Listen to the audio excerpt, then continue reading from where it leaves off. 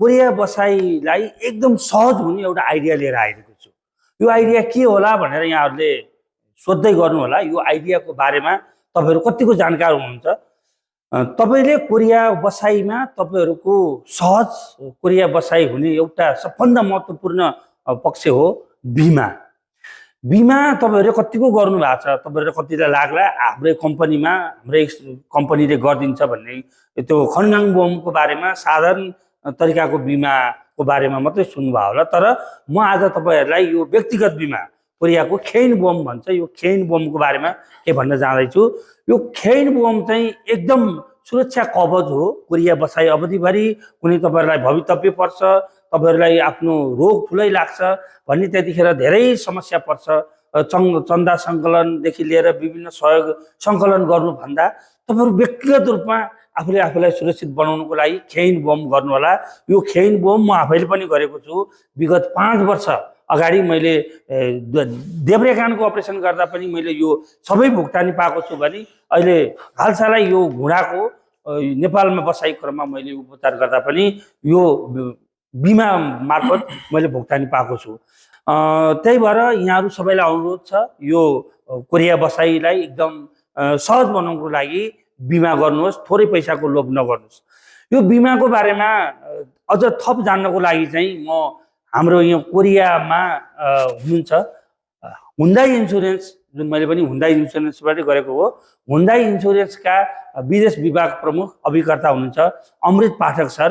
उहाँलाई चाहिँ अब यो बारेमा म उहाँलाई निम्त्याउँदैछु।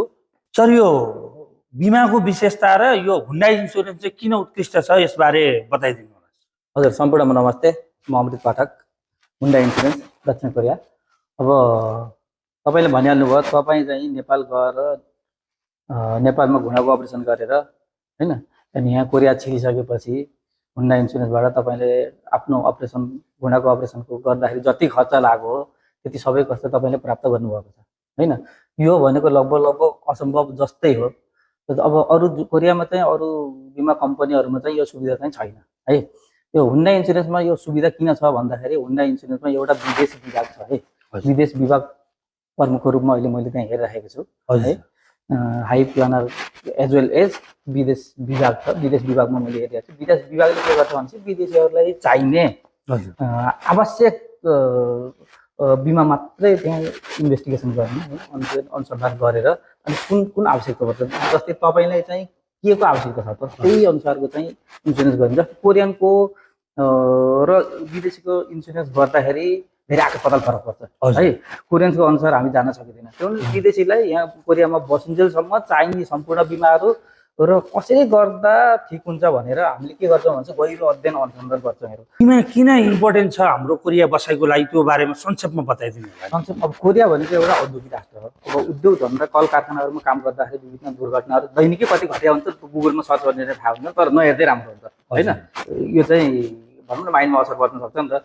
कतिको अब हात खुट्टाहरू भनौँ यतै विभिन्न रोग व्याधिहरू भएको हुन्छ। यो कोरियामा औद्योगिक देश हो नि त। अब यसबाट चाहिँ अब भनौँ अब कम्पनीले साँझे कतिपय कम्पनीहरूले साँझे चाहिँ गर्दिनँ। हेर्नुहोस् तपाईँ 99% कम्पनीहरूले साँझे गर्दिनँ। साँझे गरिदियो भने के हुन्छ भने उनीहरू ब्ल्याक लिस्टमा जान्छ है। उनीहरूले सरकारबाट पाउने सेवा सुविधाहरू बढी कम हुन्छ। त्यसपछि अनि उनीहरूलाई फेरि बेला बेला त्योमा यो चाहिँ भनौँ न सेफ्टी छैन, यो सेफ्टी छैन बर भनेर सरकारबाट प्रेसर हुन्छ। त्यसको लागि साँझे नगरेर के गर्छ भनेपछि उनीहरूले चाहिँ बरु उपचार खर्च दिएर अनि बिरामीको उपचार गर्छ उसले है। के भन्नुहुन्छ भने मलाई बिमा गरिसकेपछि 3-4 महिना 5-6 महिना 1 वर्षपछि मात्रै जानुपर्छ त यस्तो बिमा चाहिँ यहाँ त भन्छ। हाम्रोमा चाहिँ मैले भने भने तपाईँलाई आज बिमा गर्नु भोलिबाट लाग्यो। आजको भोलि उहाँको चाहिँ अहिले गर्नुभयो, तपाईँको मैले भने तपाईँको आउँछ भनेपछि आयो होइन। यो इक्जाम्पल छ, सबै आएको पनि छ। तर आउन्न भने मैले पनि अनुसन्धान गरे हुन्छ नि त। आउन्न भनेको चाहिँ त आउँदैन है। यो चाहिँ ढुक्क हुन्छ। मैले चाहिँ आउँछ तपाईँले मैले भनेकै छु तपाईँले बिमा गर्नु, बिमा गरेपछि ल तपाईँले चाहिँ के भएको छ हस्पिटल जानु होला। मैले हस्पिटल आफै लैदिएको छु, एकदम बिमा गरेर पैसा उहाँले प्राप्त पनि गर्नुभएको छ है। यो बारेमा अझै पनि बुझ्नलाई अरू भिडियोहरू पनि आउँछ। पाठक सरको चाहिँ एउटा फेसबुक आइडीमा नि यहाँहरू फलो गर्न सक्नुहुन्छ र यो बिमा किन चाहिन्छ भन्ने कुरा चाहिँ यहाँहरूले बुझिसक्नुभयो। हस् त, धन्यवाद। नमस्ते।